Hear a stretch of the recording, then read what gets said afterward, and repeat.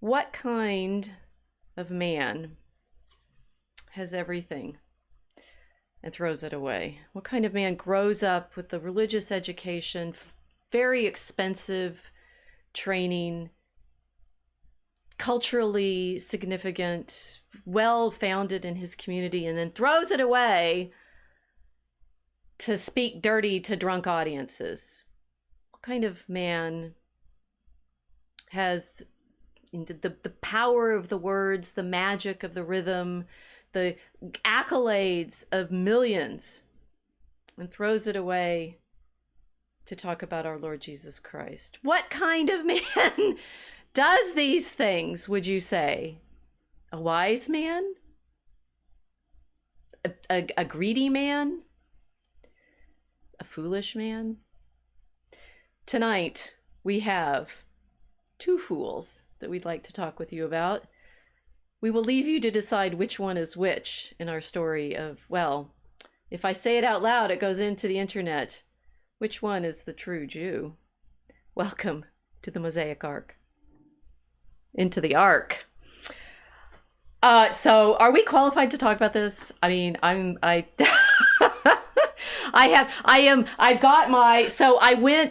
realized that if we're going to do, well, Ye and Ari, as we promised, I needed some, some black girl courage, probably. I mean, so no, the thing is, it's like, where do insofar as I have any authority or ability or right, I don't know, what's the right word? License, that's the word, license, to have the conversation that we want to have this night. I at least live on the south side of Chicago, right?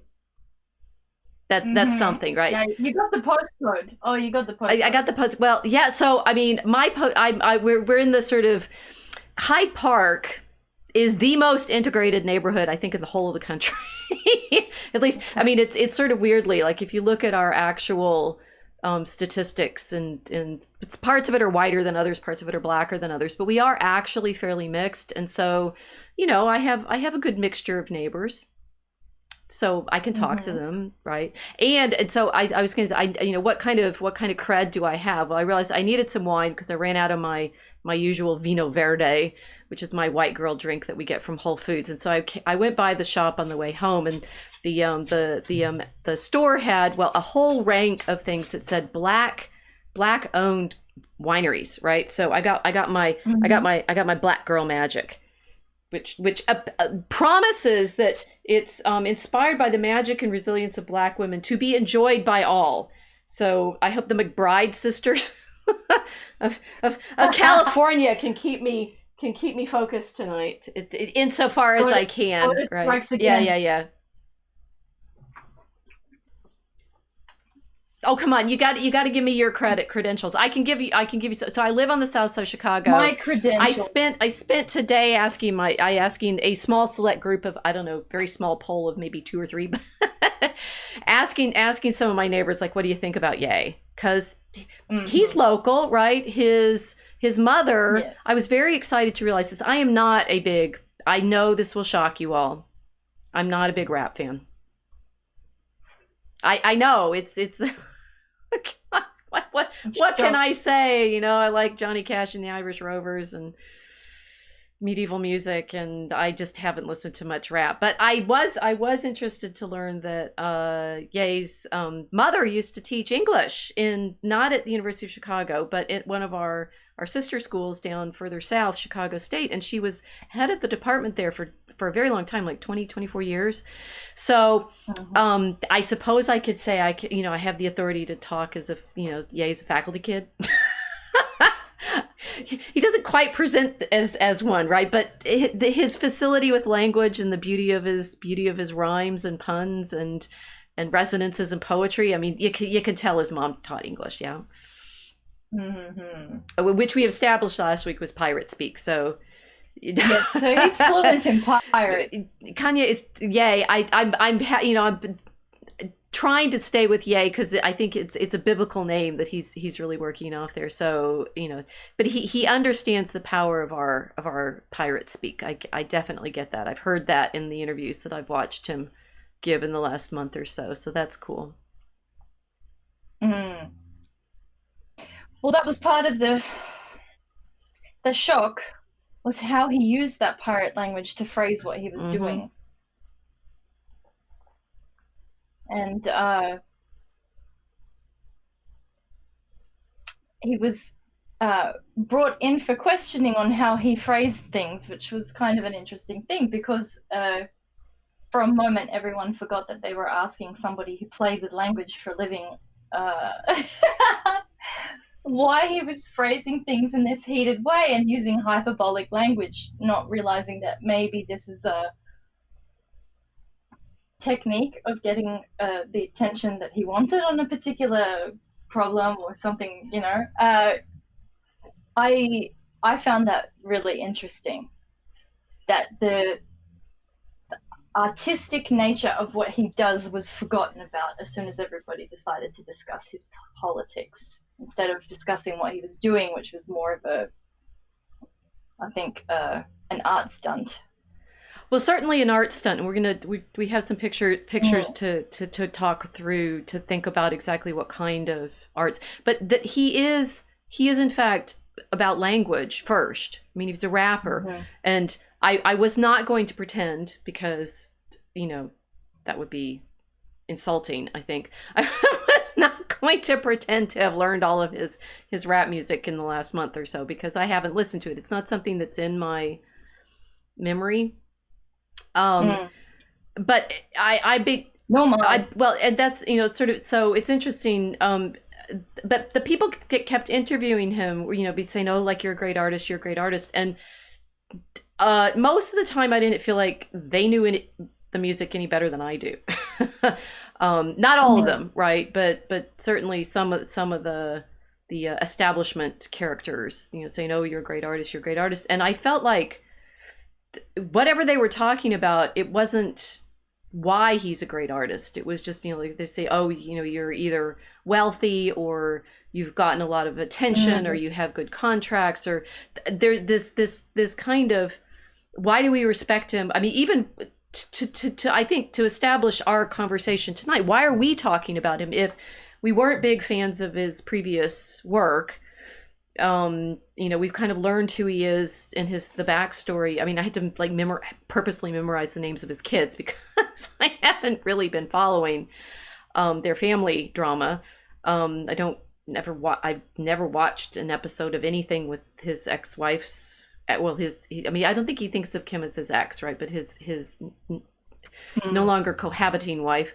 I don't know a lot of the things that have made him the figure that he is politically, but I was, of course, aware of him back in, was it 2016, when he wore the famous red hat, to help campaign with Trump, and that got, you know, enough people's attention, and I think that I think, to be honest, and we're going to try to be ruthlessly honest about all of this, I felt a responsibility right now to pay attention to Ye when he was being brought down, because those of us of the particular hue of skin that I am, who were voting for Trump back in 2016, for sure benefited from the fact that Ye came out as a Trump supporter, and therefore it would be wrong to now, when things got hot for him in another way,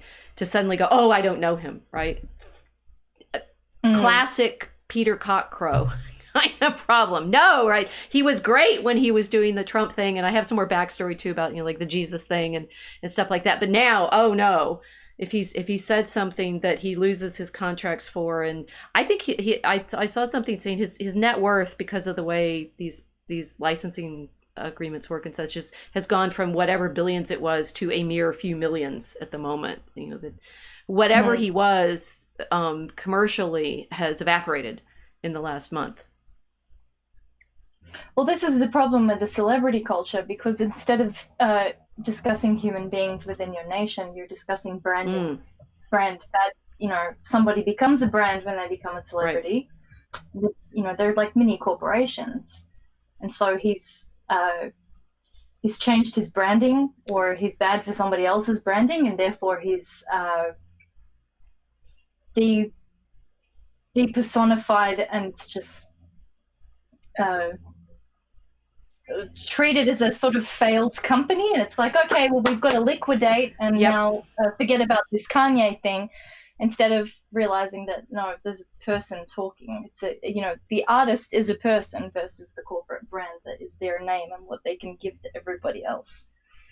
So this was kind of an interesting thing to look at, how he was viewed by a lot of his critics, and saying, we've got to get rid of him, he's bad for branding. Right. And also critics that were talking to him as though he was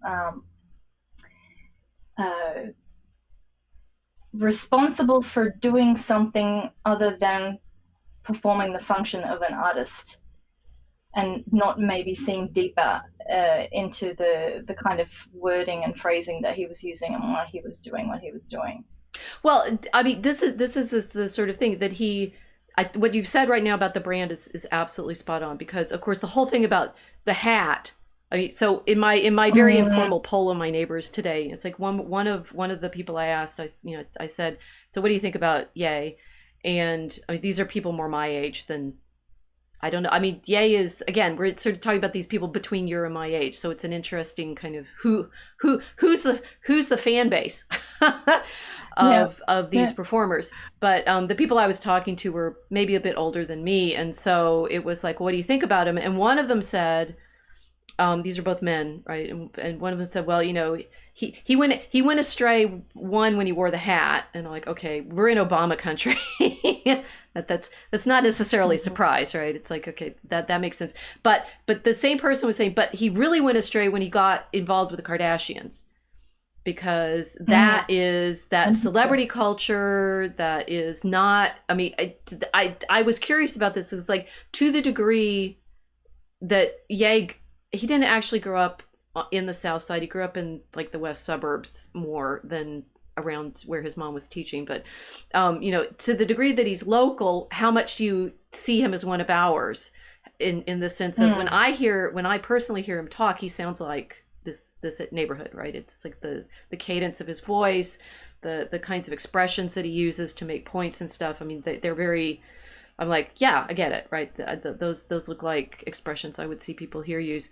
And so, and that actually matters, because I say, I've said to the other kinds of immigrants into this neighborhood, me, an immigrant, right? I moved in here in 94.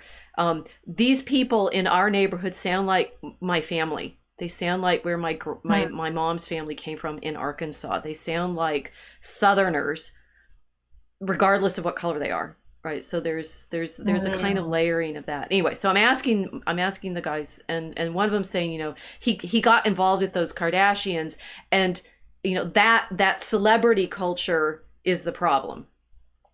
And then the other one was sort of shaking his head. I'm like, okay, you disagree. And I'm like, what's going on here? And my other friend was saying, no, what you need to understand is, and it's precisely what you were just saying, there's a gesture role, which is obviously our theme, right? That the reason Ye does the things he does is he's wanting an effect, and therefore it is ironic that the very thing that he was given the branding and the money and the celebrity for was the thing, surprise, surprise, surprise, that they're now getting angry with him at. Right? It's like, but no, you were supposed to stay in your box. Once we branded you and marketed you, you're supposed to be that brand, and now you're suddenly bursting out. And it's like, well, what did you? It is a little bit like my friend Milo, right? When you want someone to stay in this color, this shape of character, and you find out that was, that was useful to make one kind of point, but it's not the other. It's not everything.